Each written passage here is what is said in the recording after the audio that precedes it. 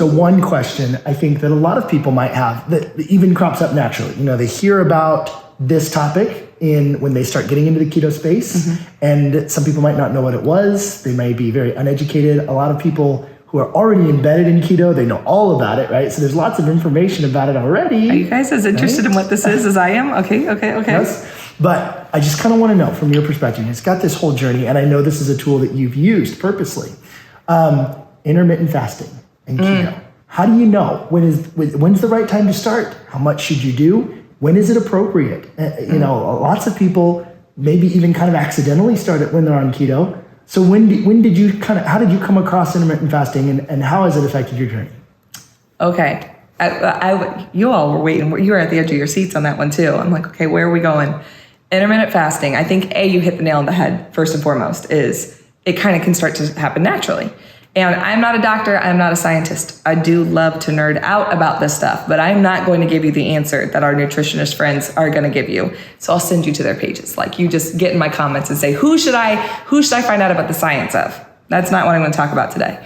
But when your body switches from metabolizing carbohydrates and having those insulin responses and starts to metabolize ketones in your bloodstream, there is a satiation that starts to happen, especially if you're not eating keto crap.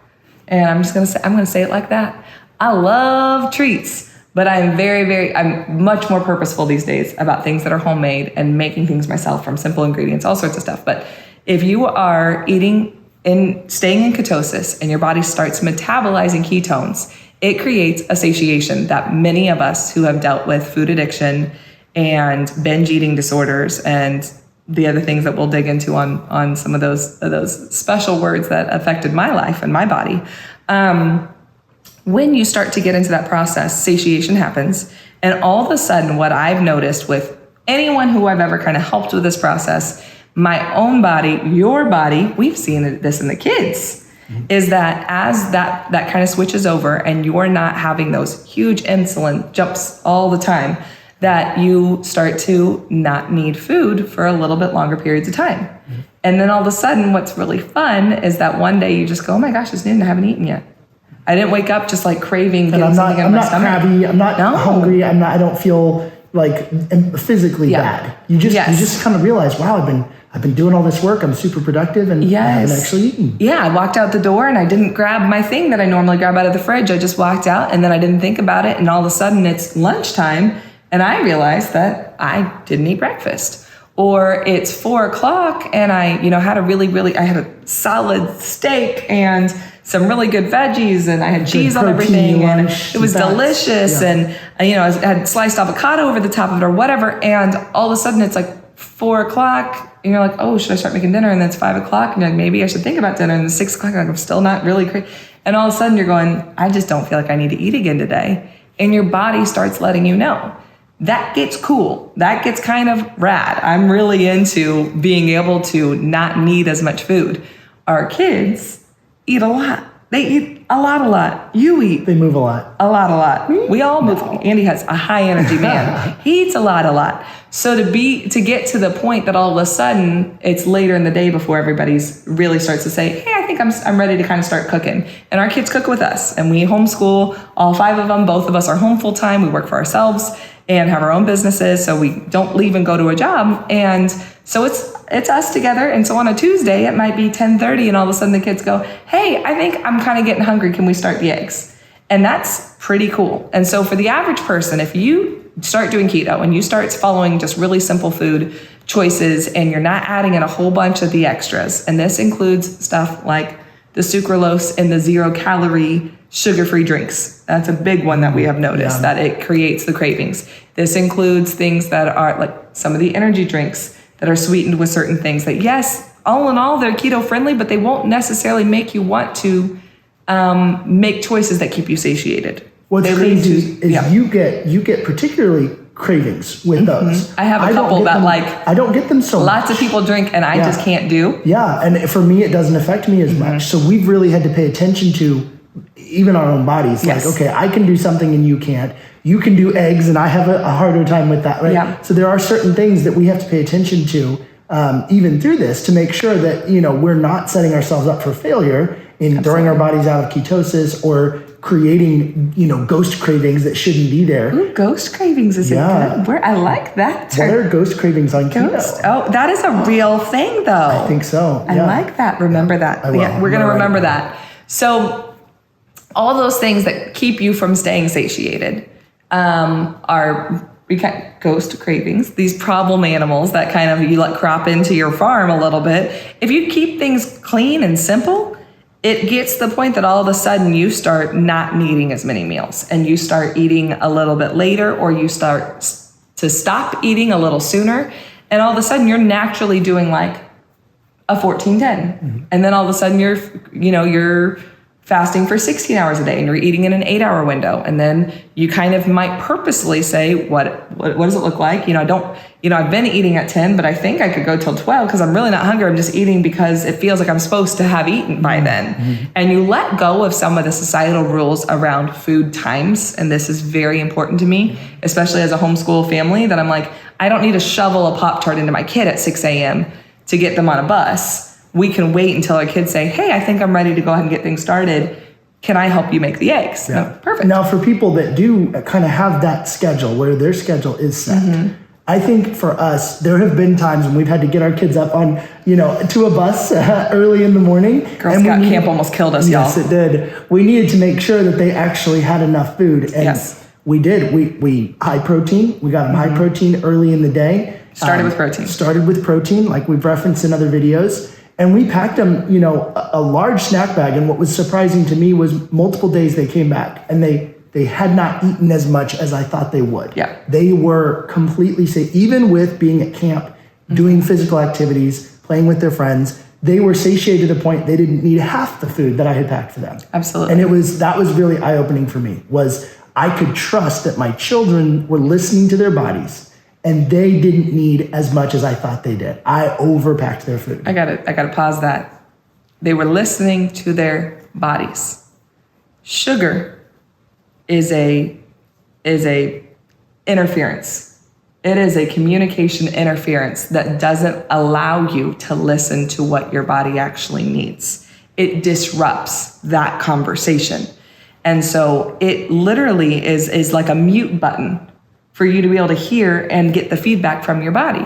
When that's removed, it's amazing how much you actually pay attention to and feel the cravings or lack thereof, the fullness, mm-hmm. And so when people, started on the keto process, you don't need to go, I'm going to go keto today. I'm going to start with 18-6 fasting. Stop. You're just setting yourself up for failure. Stop. I don't think anyone can do that. If your coach is having you do that, text me. I will give you 10 coach references. I have the best of the best friends. Stop that there.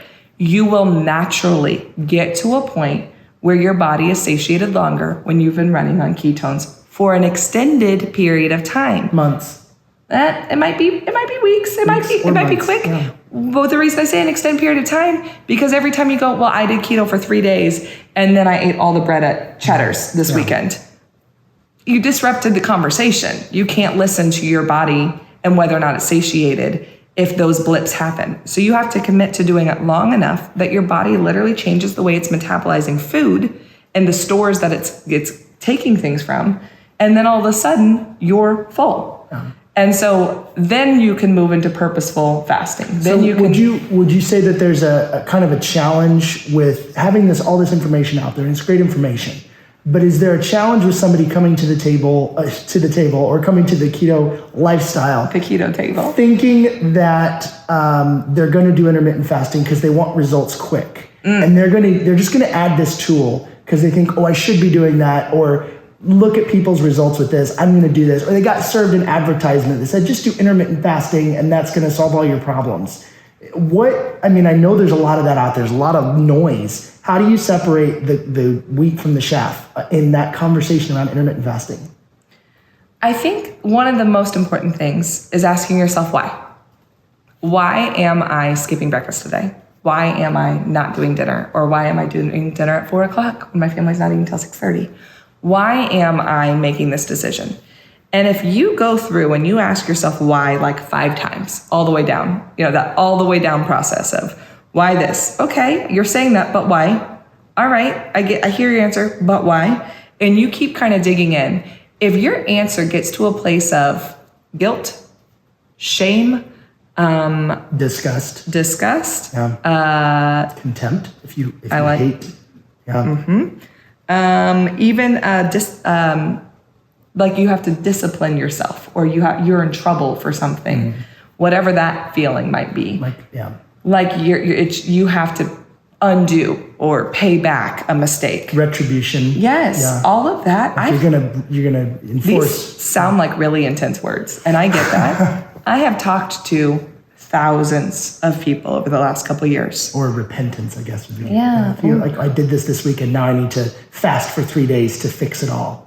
If it gets there and you don't say, because I really love that my body and my mind are communicating for the first time, and I feel like I'm giving my body a rest, and I love the way that I feel when autophagy hits in, and I feel like, my body needs a break, that like I just, giving it a break from the food seems to let me sleep better. I feel like I have more energy. I feel like it gives me more control of like how much I eat, that I feel like I'm just, I really feel like my best version of myself. All those are good answers. Those are good answers for you to say, okay, well, if your body's running on ketones, you feel incredible. And it comes from a place of control and purposefulness. Yes. And like that, this is my story, and I'm putting the pen in my hands, and I'm ready to write this, versus a place where you're reflecting on or guilty about previous chapters.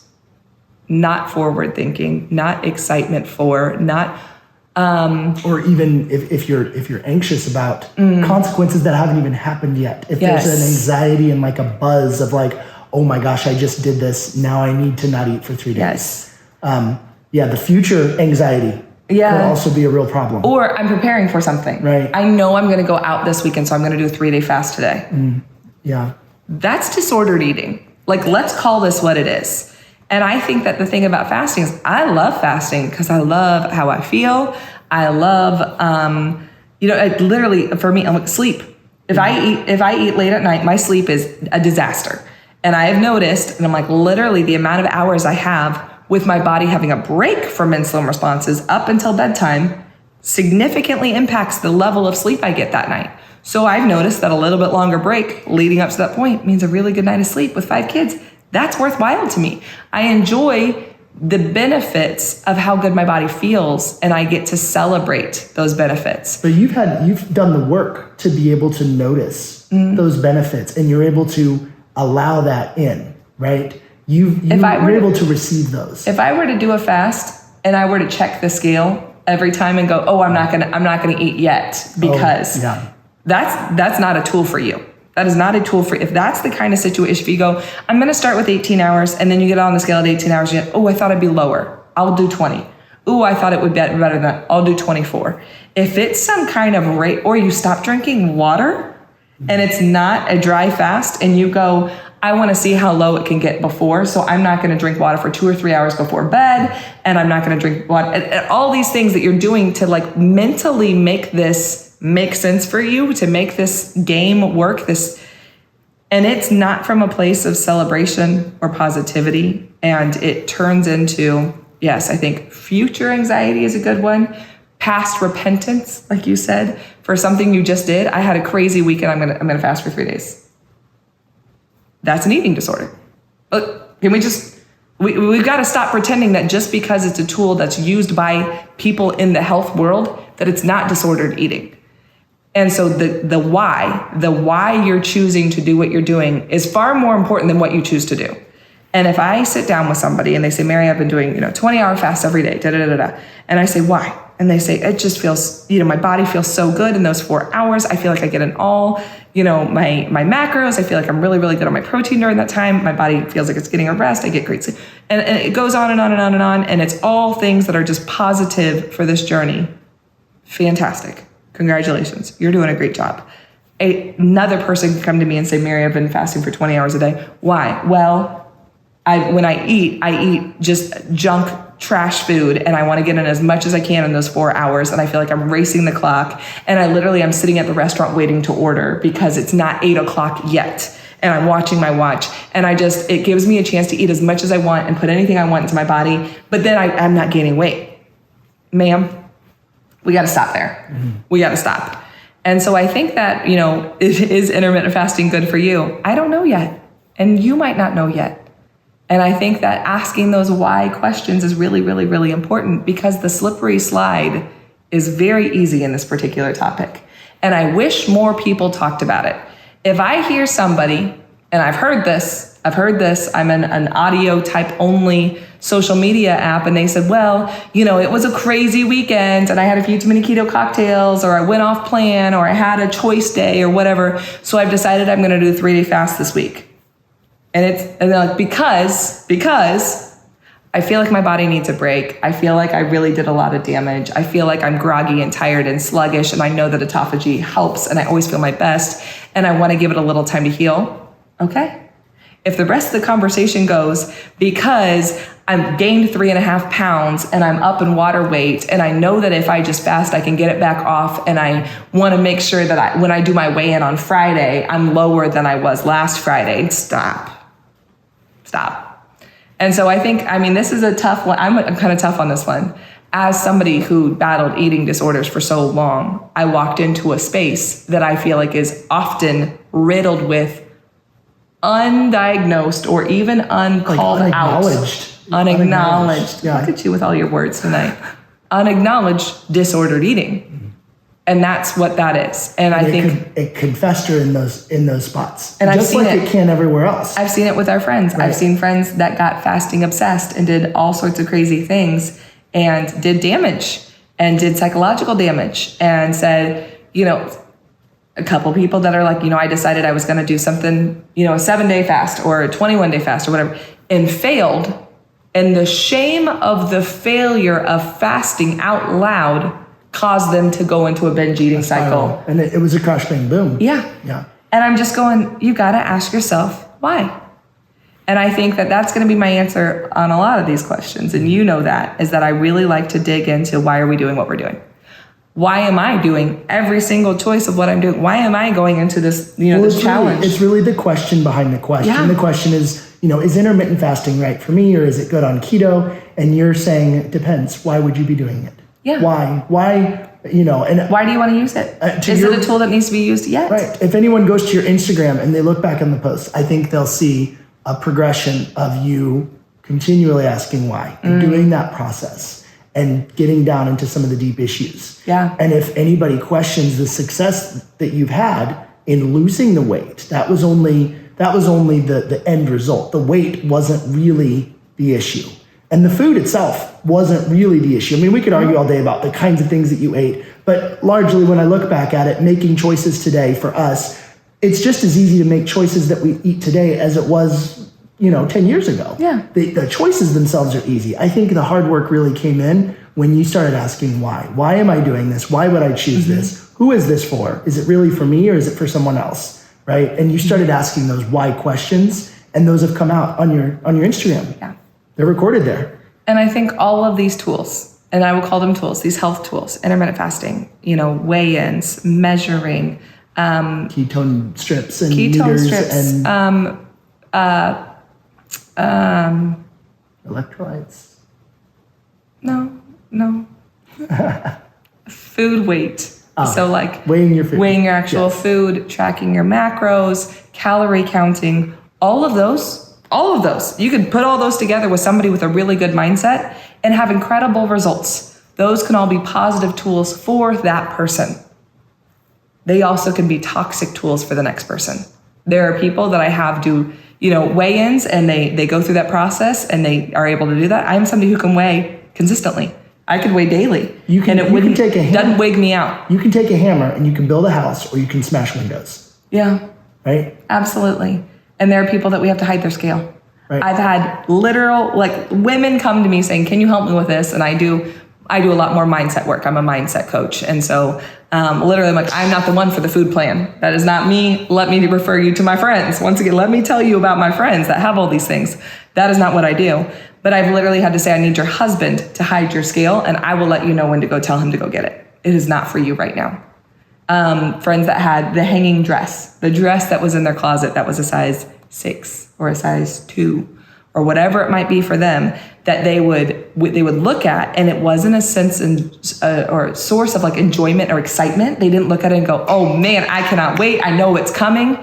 It was a place of shame of, I can't believe that I'm so disgusting that I still can't get in that dress. I can't believe what I ate today. They open up the closet and it makes them cry because they go, I'm the failure I always knew I was because I still can't. And it's not something that's bringing a source of positive reinforcement of all their good choices. Worthiness. Yeah. Right.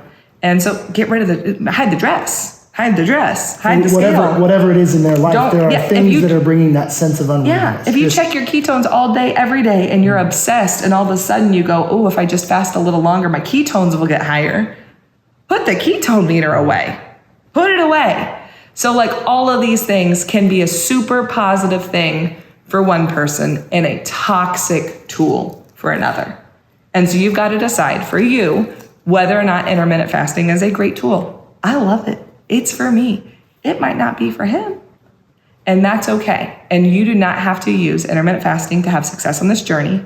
But if you use it in a way that's in alignment with and a partnership with your food journey, in a way that makes you feel your best in your body, then yes, go from your 16/8s to your 18/6s to your 20s and 4s. Do your 24-hour fasts on purpose certain times of the month. Do hormonal fasting. All those things are really, really, really great and can yield great results, but none of them are necessary if they aren't great for you. Thanks for asking the question. That was a good one.